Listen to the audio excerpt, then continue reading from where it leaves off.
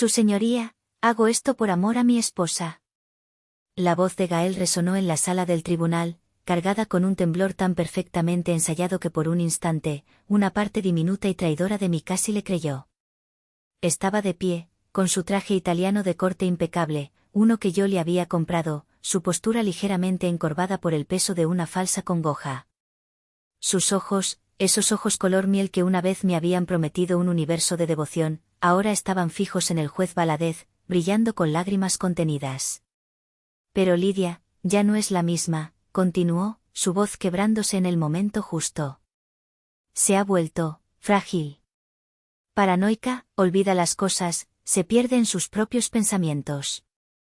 Me duele profundamente admitirlo, pero temo que ya no esté en su sano juicio para administrar el patrimonio que su abuelo, que en paz descanse, le heredó.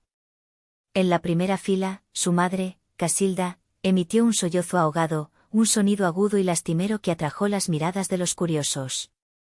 Se llevó un pañuelo de encaje a los ojos, el epítome de la matriarca desconsolada. Era una actuación magistral, digna de un premio. Los dos, madre e hijo, eran un dueto de la decepción.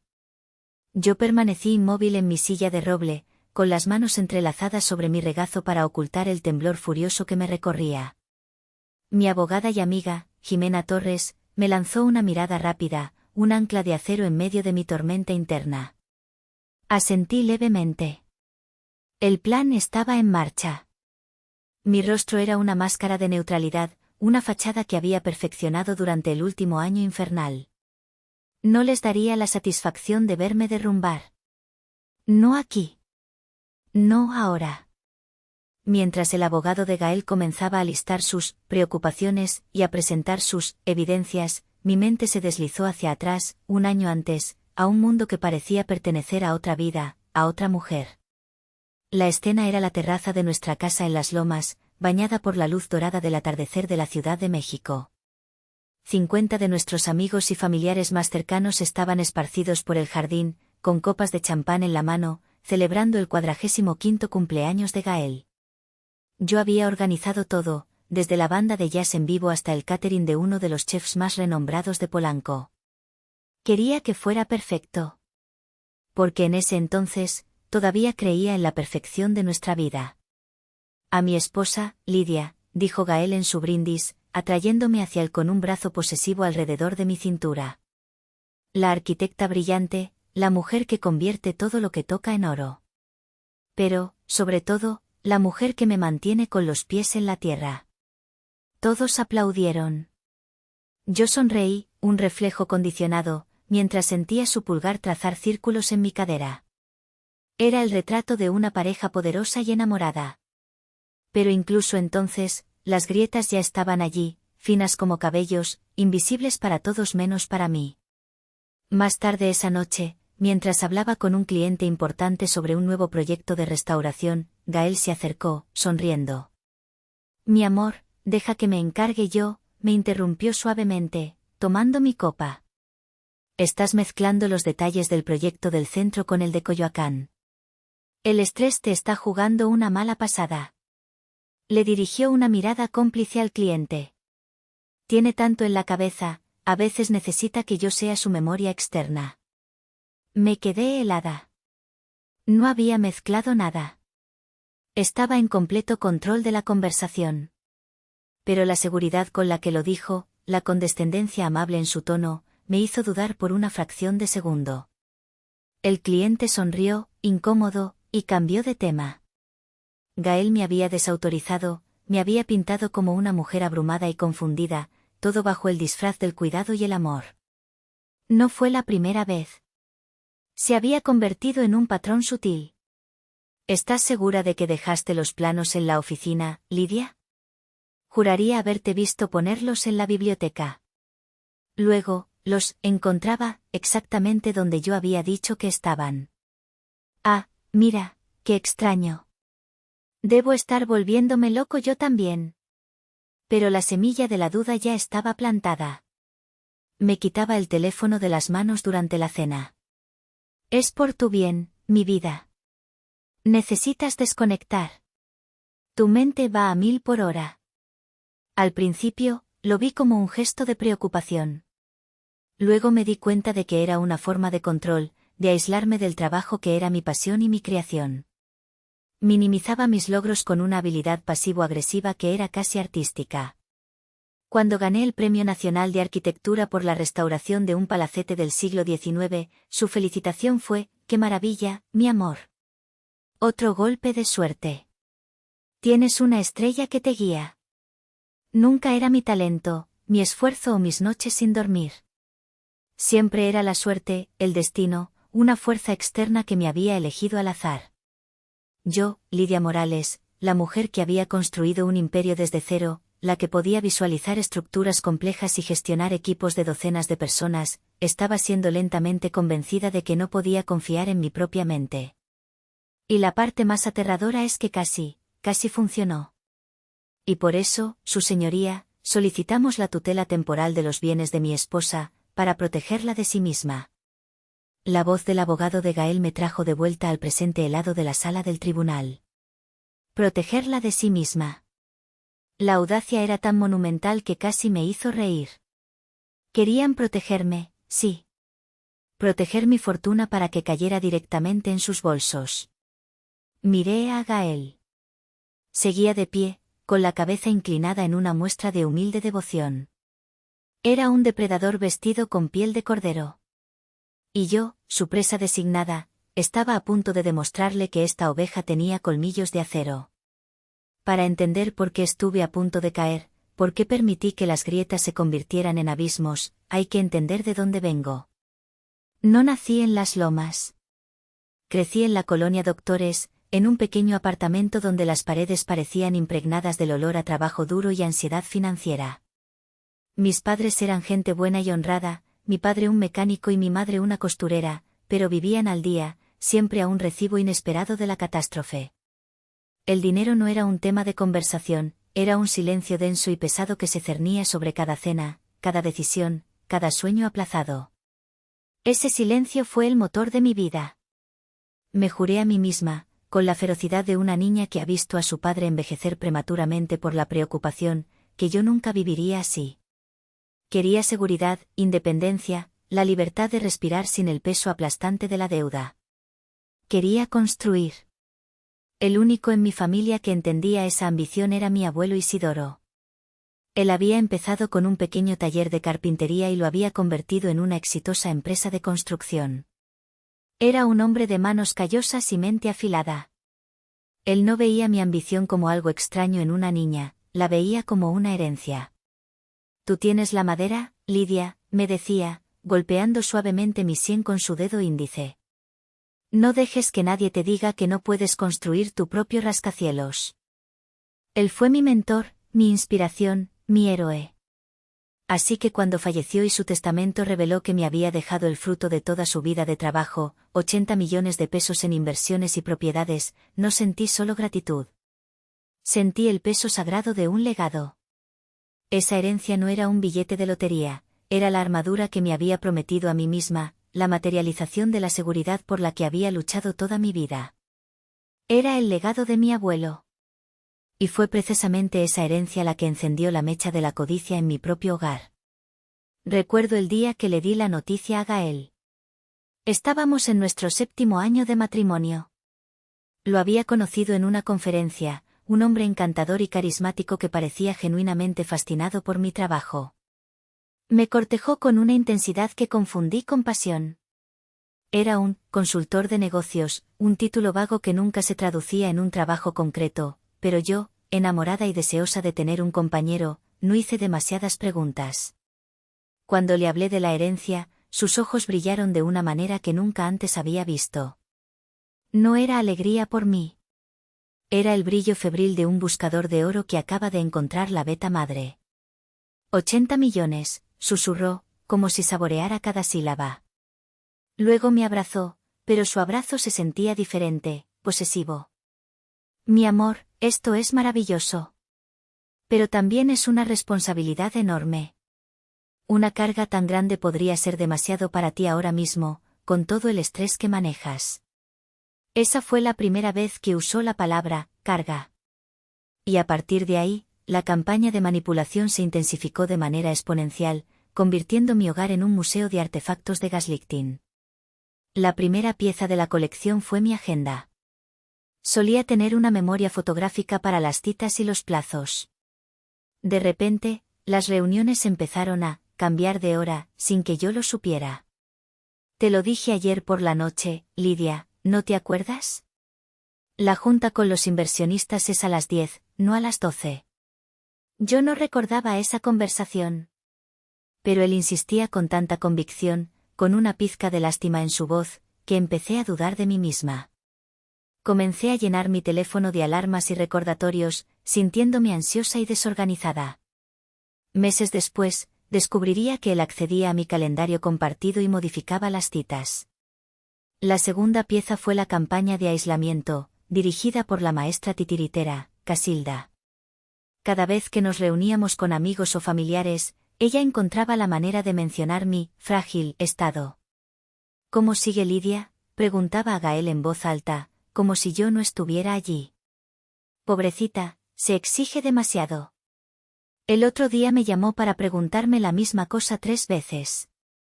Me preocupa su memoria. Nunca había hecho tal llamada. Pero la historia, repetida suficientes veces, se convirtió en verdad para nuestro círculo social. Mis amigos empezaron a tratarme con una delicadeza exasperante, como si fuera de cristal. Dejaron de llamarme para hablar de problemas serios, asumiendo que no quería agobiarme. Me estaban aislando, construyendo un muro invisible a mi alrededor, ladrillo a ladrillo. La tercera y más cruel pieza de la colección fue la erosión de mi identidad profesional. Gael empezó a aparecer por mi estudio de arquitectura sin previo aviso. Se sentaba en las reuniones, solo para dar apoyo moral.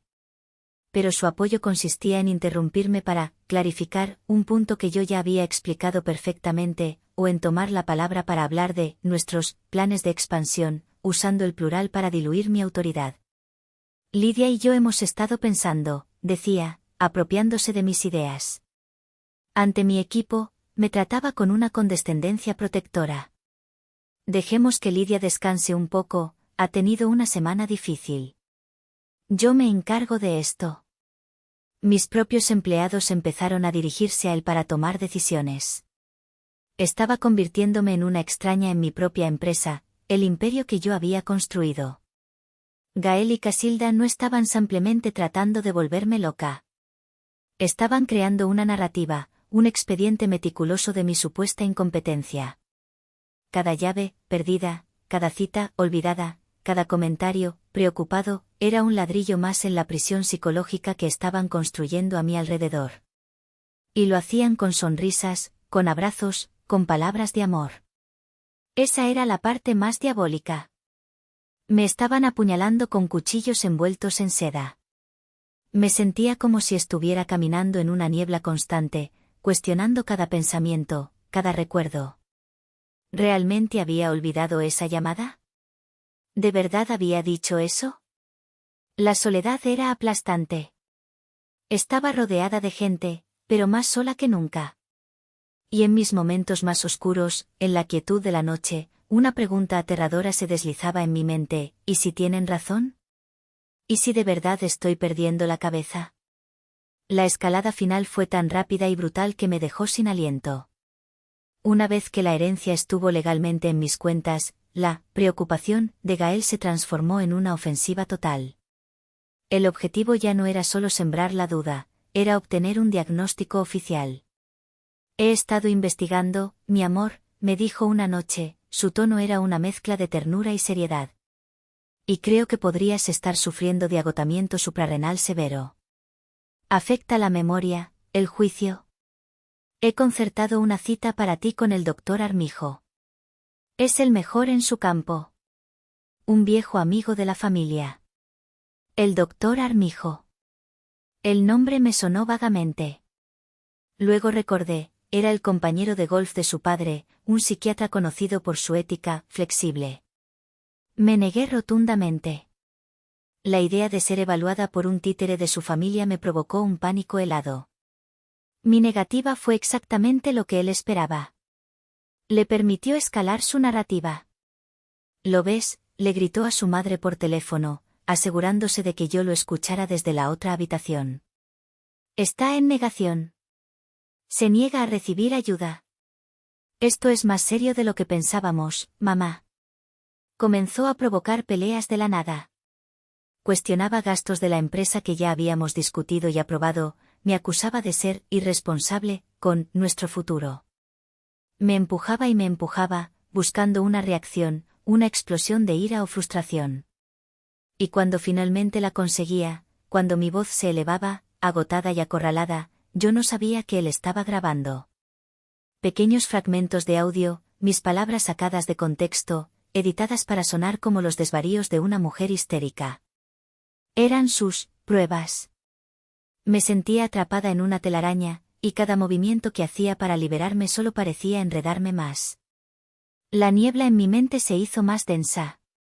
Empecé a evitar a la gente, a dudar de mis decisiones en el trabajo. Me estaba encogiendo, desapareciendo dentro de mí misma. Él estaba ganando. Y entonces, llegó Maite. Maite había sido mi asistente personal desde que fundé la firma. Es una mujer menuda, de unos 50 años, con una mirada aguda que no se pierde un solo detalle y una lealtad tan sólida como el hormigón. Ella había observado el cambio en mí, la forma en que mi luz se había ido atenuando.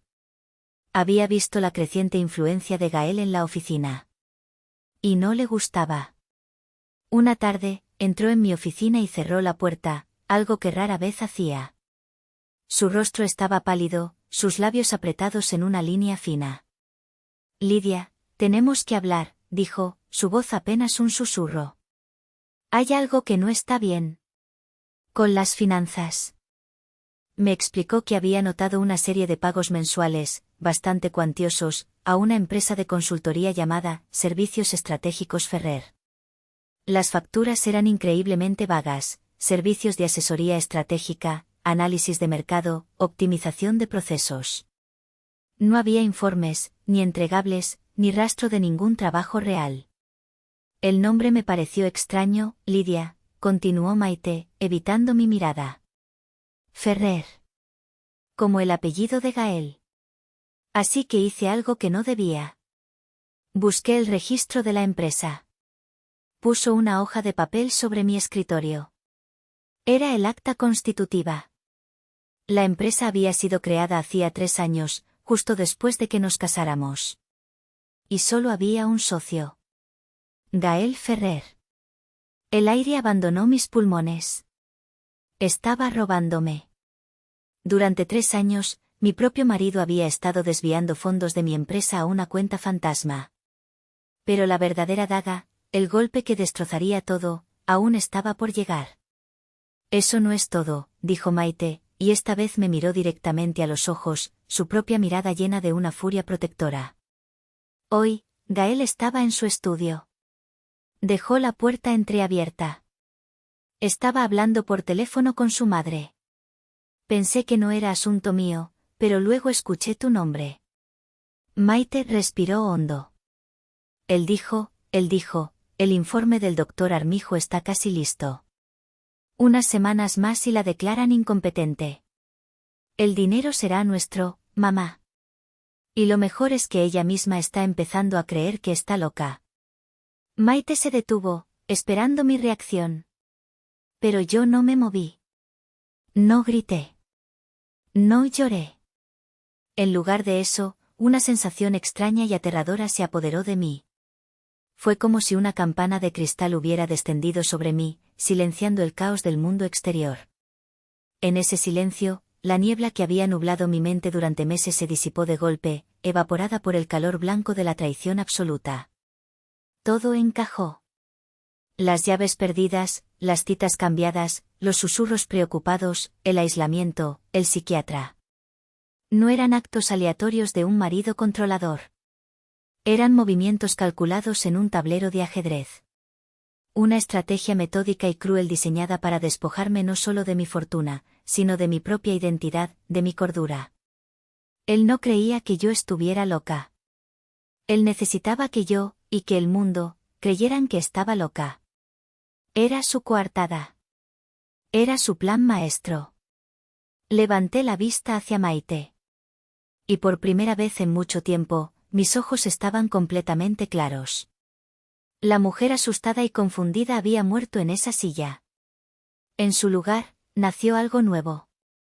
Algo frío, afilado y absolutamente decidido.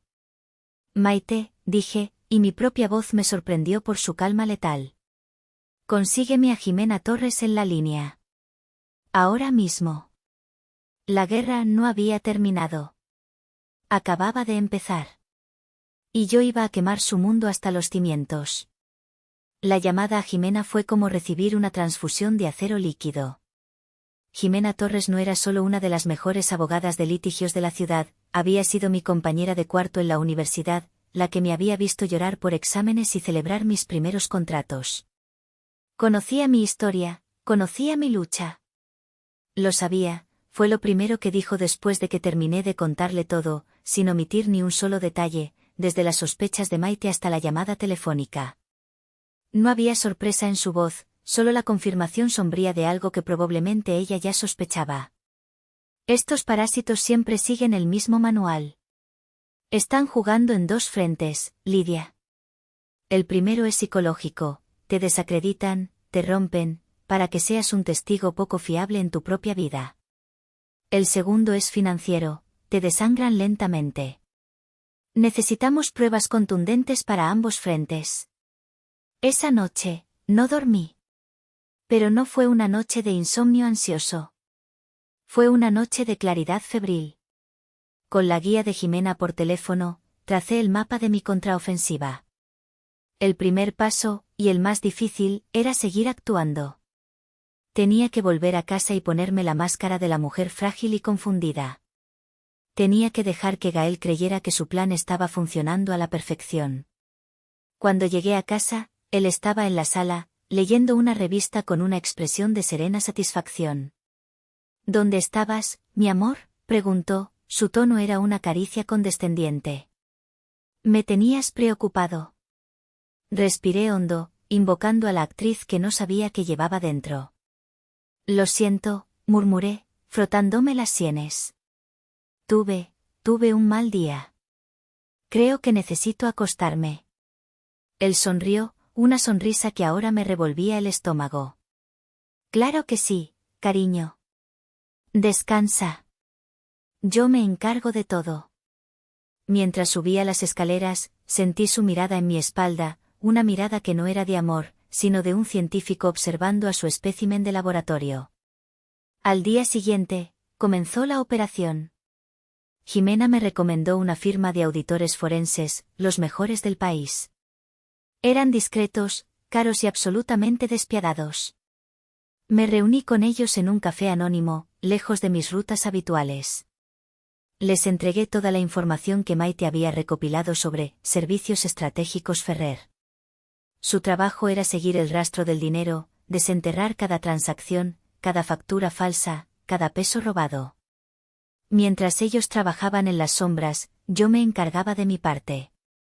Jimena me había dado una tarea crucial: necesitamos una prueba irrefutable de su intención, Lidia. Algo que ningún juez pueda ignorar. Siguiendo su consejo, contacté a una empresa de seguridad de alta gama. 2 técnicos, vestidos como repartidores, llegaron al día siguiente mientras Gael estaba en su club de golf. En menos de una hora, instalaron un sistema de cámaras de última generación en la casa. Eran minúsculas, casi invisibles, ocultas en detectores de humo, en los marcos de los cuadros, en las lámparas.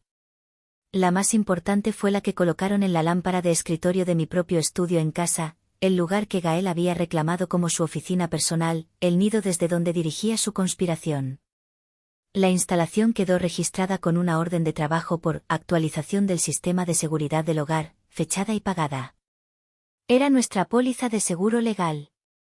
Las siguientes semanas fueron el periodo más difícil de mi vida. Vivir bajo el mismo techo que el hombre que estaba tratando de destruirme requería un nivel de autocontrol que no sabía que poseía. Tenía que interpretar el papel de mi vida. Lloraba cuando él me acusaba de olvidar cosas.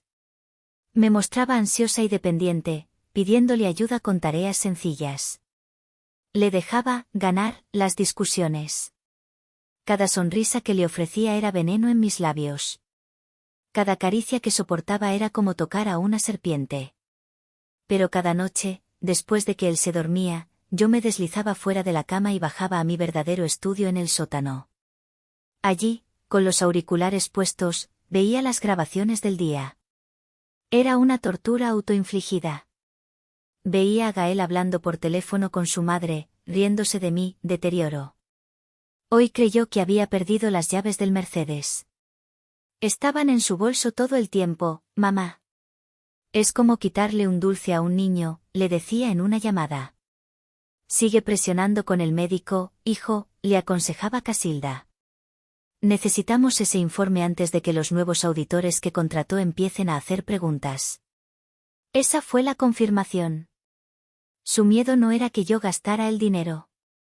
Su miedo era que descubriera que ellos ya lo estaban robando. Y entonces, una noche, grabé la joya de la corona.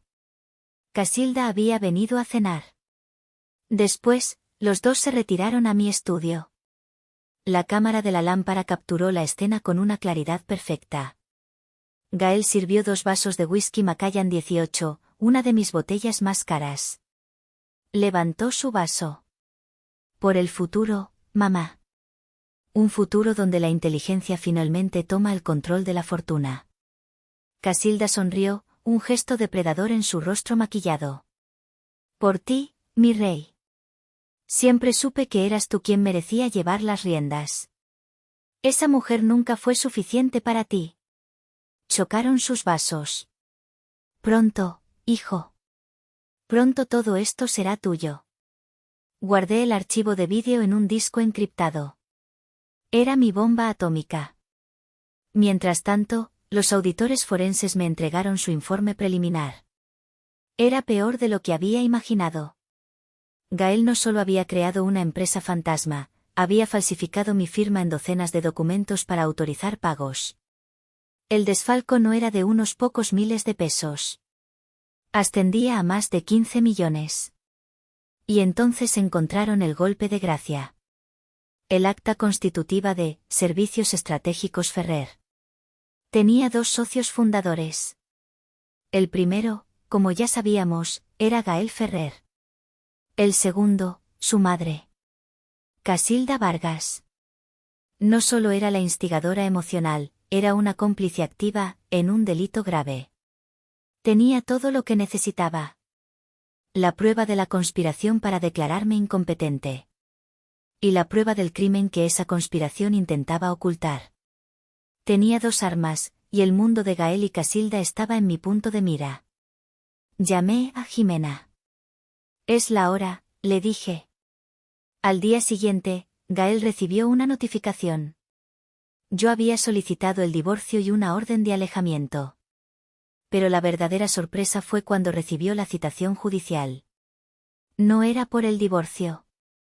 Era una demanda civil por fraude y malversación de fondos. Y junto a su nombre, estaba el de su madre. Su reacción, grabada por la cámara del vestíbulo, fue de puro pánico. Supe entonces que su guerra relámpago había fracasado. Y que la mía, una campaña de tierra quemada, apenas estaba comenzando. De vuelta en la corte, el aire estaba cargado de expectación. El abogado de Gael, un hombre pulcro con una sonrisa de tiburón, acababa de terminar su presentación. Había pintado un retrato convincente de un esposo devoto, forzado a tomar una decisión desgarradora por el bien de la mujer que amaba. Las grabaciones editadas de mis momentos de frustración resonaron en la sala, haciéndome sonar irracional y volátil. El informe del doctor Armijo, lleno de jerga psiquiátrica y conclusiones sesgadas, fue la pieza central de su argumento. Luego, Gael subió al estrado. Su actuación fue impecable. Habló con una voz suave y rota sobre mí, cambio, sobre encontrarme hablando sola, una mentira descarada, sobre mi creciente paranoia hacia él y su madre. Yo solo quiero que mi Lidia vuelva, concluyó, secándose una lágrima inexistente. Solo quiero protegerla de sí misma. El dinero no importa. Lo que importa es su bienestar. Miré al juez Valadez. Era un hombre mayor, de rostro severo y ojos que parecían haberlo visto todo. Escuchaba atentamente, su expresión indescifrable. Por un momento, el miedo, un viejo conocido, volvió a visitarme. ¿Y si le creían? ¿Y si su actuación era demasiado buena? Entonces llegó nuestro turno. Jimena se levantó, su presencia era una fuerza de calma y autoridad. Su señoría, comenzó, su voz clara y firme. Apreciamos la creativa narrativa del demandante. Sin embargo, tenemos una perspectiva ligeramente diferente de los acontecimientos. Una perspectiva que nos gustaría ilustrar con una prueba. Con el permiso de la corte, nos gustaría presentar un breve vídeo. El abogado de Gael se puso de pie de un salto. Objeción. ¿Qué vídeo? No hemos sido informados de ningún vídeo. Esto es una táctica de emboscada. Jimena sonrió fríamente. El vídeo fue obtenido de una cámara de seguridad instalada en el domicilio de mi clienta, su señoría. Y es directamente relevante a la supuesta preocupación del señor Ferrer por la salud mental de su esposa. Objeción, insistió el abogado. La grabación es ilegal. Es una violación de la privacidad de mi cliente. El público en la sala murmuraba. Esta era la clase de drama que habían venido a ver. El juez Valadez levantó una mano, pidiendo silencio. Licenciada Torres, dijo, dirigiéndose a Jimena. ¿Puede establecer la legalidad de esta grabación? Por supuesto, su señoría. Jimena sacó una carpeta. Aquí tengo la factura y la orden de trabajo de la instalación del sistema de seguridad completo en la residencia de la señora Morales, fechada hace 6 meses. Las cámaras se instalaron por motivos de seguridad general del hogar, una medida prudente para una propiedad de ese valor. El señor Ferrer era consciente de la existencia del sistema. De hecho, aquí tenemos un vídeo de él saludando a los técnicos el día de la instalación. El rostro del abogado contrario se descompuso. Jimena lo había arrinconado. La objeción es denegada, dictaminó el juez Valadez. Proceda, licenciada. Jimena asintió a su asistente. La gran pantalla retráctil detrás del estrado del juez cobró vida. La imagen era nítida, mi estudio, con la luz de la tarde entrando por la ventana. Y allí estaban ellos. Gael y Casilda. La sala entera observó en silencio cómo Gael servía el whisky caro. Vieron cómo levantaba su copa. Por el futuro, mamá, resonó la voz de Gael en el sistema de audio de la corte. Un futuro donde la inteligencia finalmente toma el control de la fortuna. La sonrisa de Casilda llenó la pantalla. Por ti, mi rey. Siempre supe que eras tú quien merecía llevar las riendas. Esa mujer nunca fue suficiente para ti. El sonido del cristal chocando fue como un disparo en la quietud de la sala. Pronto, hijo. Pronto todo esto será tuyo. Se hizo un silencio sepulcral. Luego, un murmullo colectivo recorrió la sala. Vi a Gael. Estaba blanco como un fantasma, su mandíbula apretada con tanta fuerza que parecía que sus dientes iban a estallar. Casilda se había encogido en su asiento, como si quisiera que la tierra se la tragara. El juez Valadez se quitó lentamente las gafas. Miró a Gael, luego a Casilda, y de nuevo a Gael. Su rostro era una máscara de puro desprecio. El público, los periodistas, incluso el personal de la corte, todos pensaron lo mismo, jaque mate. El caso estaba cerrado. Podía sentir una ola de alivio y vindicación recorriendo a mis partidarios en la sala. Pensaron que habíamos ganado. Y eso era exactamente lo que yo quería que pensaran. Gael, recuperando un ápice de compostura, se inclinó para susurrar frenéticamente a su abogado. El abogado se puso de pie, aunque su confianza anterior se había evaporado. Su señoría, tartamudeó. Mi cliente admite que esa conversación fue inapropiada. Fue una estupidez, producto del estrés y la desesperación por la condición de su esposa. Eran solo palabras. Palabras dichas en un momento de debilidad. Nunca hubo una intención real de actuar. Gael asintió vigorosamente, intentando vender la imagen del hombre arrepentido. Era su última defensa, minimizar el vídeo, reducirlo a una fantasía inofensiva. Y mientras él se aferraba a esa última brizna de esperanza, yo miré a Jimena. Ella me devolvió la mirada y asintió. Era el momento.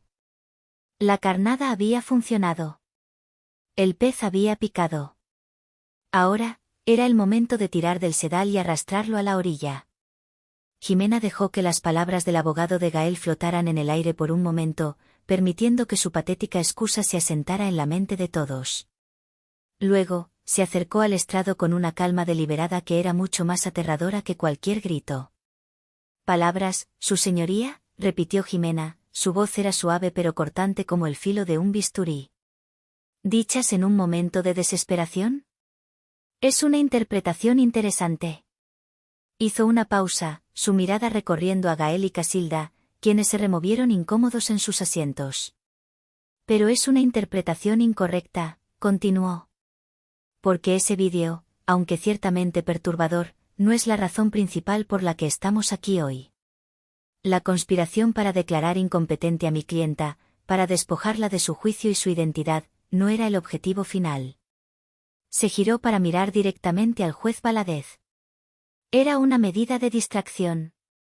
Un plan de contingencia desesperado para encubrir un crimen mucho mayor. Un crimen que ya había sido cometido y que sigue en curso. Un silencio desconcertado cayó sobre la sala. Podía ver la confusión en el rostro del abogado contrario. Incluso el juez se inclinó hacia adelante, su interés claramente avivado. ¿A dónde iba Jimena con esto? Su señoría, dijo Jimena, mientras el señor Ferrer y su madre estaban ocupados tejiendo esta elaborada farsa sobre la salud mental de mi clienta, también estaban ocupados en otra actividad, el desfalco sistemático y a gran escala de la empresa de mi clienta, Morales y Asociados. Si la revelación del vídeo había sido una bomba, esto fue un terremoto. Gael se puso de pie de un brinco. Eso es una mentira. Es una calumnia. Silencio, señor Ferrer, o lo haré arrestar por desacato, tronó el juez Valadez, su mirada fija en Jimena. Continúe, licenciada. Con gusto, su señoría. Jimena hizo una señal a su asistente, quien se acercó con un carrito cargado con varias cajas de archivos. Dejó un informe encuadernado de varios centímetros de grosor sobre el escritorio del juez, y entregó copias a la parte contraria. Lo que tiene ante usted es el resultado de una auditoría forense completa de las finanzas de Morales y Asociados de los últimos 3 años, realizada por la firma Deloitte. Pido que se admita como prueba número 12. El abogado de Gael abrió el informe, sus manos temblaban ligeramente. Su rostro perdió todo color a medida que pasaba las primeras páginas. Este informe, explicó Jimena, su voz ahora proyectándose a toda la sala, detalla un esquema de fraude meticulosamente diseñado. Muestra más de 200 transacciones fraudulentas dirigidas a una empresa de consultoría fantasma. Una empresa que facturaba a mi clienta por servicios que nunca se prestaron, utilizando facturas con descripciones vagas y autorizaciones falsificadas. Jimena caminó lentamente frente a la mesa de la defensa. Una empresa llamada Servicios Estratégicos Ferrer. Miró directamente a Gael. Una empresa que, según los registros, fue fundada por el señor Gael Ferrer. Gael se desplomó en su silla, su boca abierta en una mueca de horror. Pero Jimena aún no había terminado.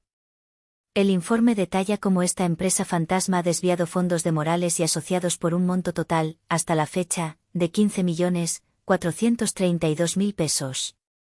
Un jadeo colectivo recorrió la sala. La cifra era astronómica. Ya no se trataba de una disputa matrimonial, esto era un fraude de nivel corporativo. Y ahora, dijo Jimena, subiendo el tono para el golpe final, la pregunta clave. ¿Por qué la conspiración para declararla loca? ¿Por qué ahora? Se detuvo, dejando que la pregunta resonara. Porque hace 3 meses, mi clienta, como parte de una reestructuración de su empresa, contrató a una nueva firma de auditores externos para una revisión anual estándar. Una firma mucho más rigurosa que la anterior. El señor Ferrer y su madre entraron en pánico. Sabían que sus crímenes estaban a punto de ser descubiertos. Su única esperanza era asegurarse de que, para cuando los auditores presentaran sus hallazgos, la directora general de la empresa, la única con poder para presentar cargos, hubiera sido declarada legalmente incompetente para tomar tales decisiones. Jimena se giró una última vez hacia el juez. Y por si queda alguna duda sobre la participación de la familia en este negocio, dijo con un desdén helado, pido que se admita como prueba número 13 el acta constitutiva de Servicios Estratégicos Ferrer. Proyectó el documento en la pantalla grande. Allí, en blanco y negro, estaban los nombres de los dos únicos socios fundadores. Socio 1, Gael Ferrer. Socio 2, Casilda Vargas. La sala explotó. El martillo del juez cayó una y otra vez, intentando restaurar un orden que ya se había hecho añicos. Casilda dejó escapar un gemido agudo, el sonido de un animal atrapado. Gael simplemente miraba la pantalla, su rostro era un lienzo de ruina absoluta. No estaban tratando de robar una herencia futura. Habían estado robando mi presente durante años. El vídeo no era la pistola humeante. Era solo el humo. La verdadera bala, la que acababa de atravesar el corazón de su mentira, era un rastro de papel, un rastro de codicia documentado en un informe de 200 páginas. El jaque mate no había sido el vídeo. El vídeo solo había sido el primer movimiento de una combinación de 3.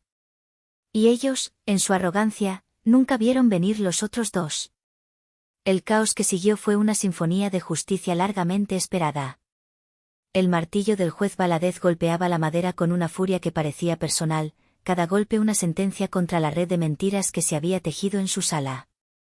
Orden, gritaba, pero su voz apenas se oía por encima del estruendo de los periodistas que corrían hacia las salidas y los murmullos de incredulidad del público. Gael estaba catatónico, su cuerpo rígido en la silla, su mirada perdida en la pantalla que todavía mostraba su nombre y el de su madre como socios en el crimen. Casilda, por otro lado, se había desmoronado. Sollozaba incontrolablemente, no de remordimiento, sino de terror.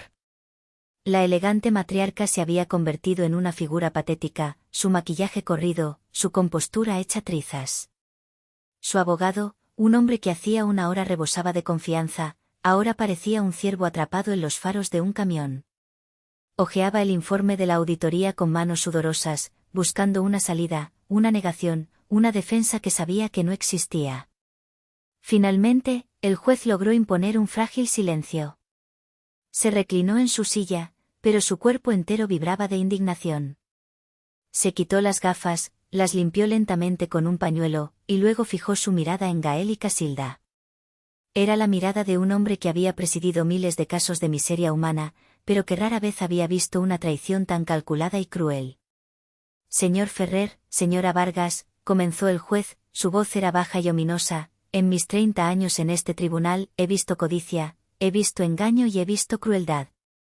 Pero rara vez he visto una combinación tan metódica y depravada de las tres.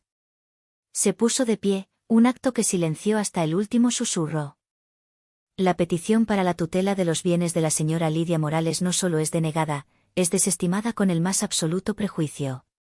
Considero esta acción como un acto de fraude procesal, un intento malicioso de manipular a esta corte y abusar del sistema de justicia. Se inclinó sobre el estrado. En cuanto al asunto del divorcio, fallo a favor de la señora Morales en todos y cada uno de los puntos. El divorcio se concede por causa de adulterio moral y abuso emocional. Dada la evidencia de fraude financiero, el señor Ferrer no recibirá absolutamente ninguna parte de los bienes conyugales o personales de la señora Morales. De hecho, se le ordena restituir a Morales y asociados la totalidad de los 15.432.000 pesos desfalcados, más intereses y daños punitivos que se determinarán en un procedimiento civil separado. Gael emitió un sonido ahogado, como si le hubieran golpeado en el estómago. Pero eso, continuó el juez, su voz volviéndose aún más dura, es solo el comienzo de sus problemas. Miró al secretario de la corte. Señor secretario, quiero que prepare una copia completa de las transcripciones de hoy, junto con las pruebas número 12 y 13, el informe de la auditoría y el acta constitutiva. Envíe ese paquete inmediatamente a la oficina del fiscal del distrito. Recomiendo formalmente que se inicie una investigación penal contra el señor Gael Ferrer y la señora Casilda Vargas por los posibles delitos de fraude, malversación de fondos, falsificación de documentos y asociación delictuosa. Esa fue la sentencia de muerte. La palabra, penal, resonó en la sala como una campana fúnebre. Ya no se trataba de dinero. Se trataba de la libertad. Se trataba de celdas y uniformes de prisión. Dos oficiales de la corte se acercaron discretamente y se posicionaron detrás de Gael y Casilda. No los estaban arrestando, todavía no, pero el mensaje era inequívoco. Ya no eran litigantes en un caso civil. Eran potenciales criminales. Vi a Casilda levantar la vista hacia mí, sus ojos llenos de un odio puro y desesperado. En su mirada, vi el colapso final de su mundo, la comprensión de que su amado hijo, su rey, no solo había fracasado, sino que la había arrastrado al abismo con él. Gael, por su parte, no me miró. Su mirada estaba fija en la nada, su rostro era una máscara de shock. El hombre que había jugado a ser Dios con mi vida y mi mente acababa de descubrir que existían poderes mucho más grandes. Y que todos ellos estaban ahora en su contra. Jimena puso una mano en mi hombro. Se acabó, Lidia, susurró. Asentí, pero sabía que no era del todo cierto. El matrimonio se había acabado. La mentira se había acabado. Pero la justicia, la verdadera justicia, apenas estaba comenzando. Los meses que siguieron fueron un torbellino de procedimientos legales, pero era un torbellino que observaba desde una distancia segura, protegida por los muros que Jimena había construido a mi alrededor. Gael y Casilda, enfrentados a pruebas abrumadoras, se declararon culpables en un acuerdo para evitar una sentencia más larga. Gael fue condenado a 8 años de prisión, Casilda, debido a su edad, recibió una sentencia de 5 años de arresto domiciliario y la confiscación de todos sus bienes para ayudar a pagar la restitución. Su reputación, una vez impecable en sus círculos sociales, quedó reducida a cenizas, convertida en una historia de advertencia susurrada en cenas y eventos de caridad. Lo primero que hice fue vender la casa de las Lomas. Cada rincón estaba impregnado de los fantasmas de la traición. No quería borrar los recuerdos, quería demolerlos.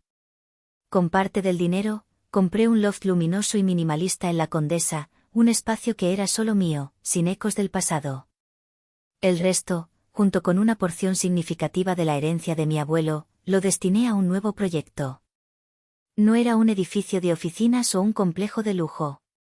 Era algo que mi abuelo Isidoro, con su corazón pragmático y generoso, habría aprobado. La escena final de esta historia no tiene lugar en una corte, sino en un terreno polvoriento en Iztapalapa. Estoy de pie, con botas de trabajo y un casco, revisando los planos con mi equipo. A mi alrededor, los cimientos de un nuevo edificio están tomando forma. El refugio necesita más luz natural en las áreas comunes, le digo a mi jefe de proyecto, señalando una sección del plano. Quiero que se sienta como un santuario, no como una fortaleza. Este es mi nuevo proyecto emblemático. La Fundación Isidoro Morales, un centro integral para mujeres víctimas de abuso doméstico y financiero.